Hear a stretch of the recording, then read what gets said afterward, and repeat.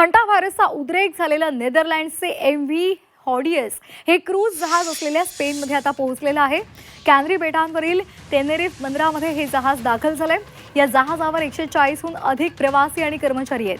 त्यांच्या सुरक्षित सुटकेसाठी जागतिक आरोग्य संघटनेचे महासंचालक गॅब्रिएस स्वतः स्पेनमध्ये दाखल झालेत। या जहाजांवरील प्रवाशांना पूर्णपणे वेगळ्या भागात नेलं जाईल आणि ज्या प्रवाशांमध्ये लक्षणं दिसत नाहीयेत त्यांना 6 आठवड्यांसाठी होम क्वारंटाईन केलं जाणार आहे।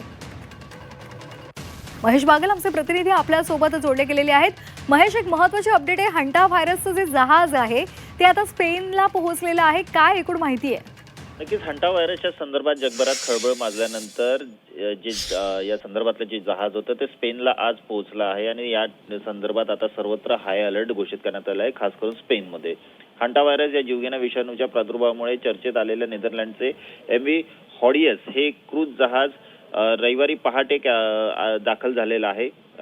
टेनेरिफ नावाच्या बंदरात हे जहाज पोहोचल्यानंतर 140हून अधिक प्रवासी आणि कर्मचाऱ्यांना सुरक्षित बाहेर काढण्यात आलेलं आहे आणि त्यांची मेडिकल टेस्ट केली जात आहे।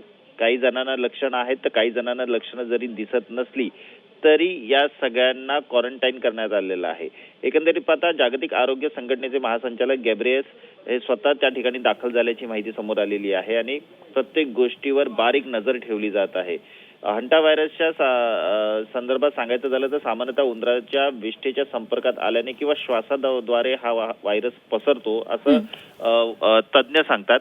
मानवाकडून मानवाकडे म्हणजे ह्युमन टू ह्युमन याचा प्रसार होणं हे दुर्मिळ आहे आणि या जहाजावर जे जहाजावर अँडीज व्हायरस हा प्रकार एकमेकांपासून कसा पसरू शकतो, कारण हाच व्हायरस जो आहे तो या जहाजावर सापडला होता आणि या संदर्भात आता तज्ज्ञ जे आहेत ते तपास करत आहेत। अशी हा एकमेकांपासून पसरू शकतो का किंवा आणखीन कुठलेचे मार्ग आहेत ज्याच्यामुळे हा स्प्रेड होऊ शकतो का या संदर्भात भीती असल्यामुळे सखोल तपासणी याची केली जात आहे। मात्र हा नवीन कोविड नाही आणि जागतिक स्तरावर याचा धोका सध्या कमी आहे असं जागतिक आरोग्य संघटनेने म्हटलेलं आहे। धन्यवाद महेश, आपण दिलेल्या सविस्तर माहितीसाठी।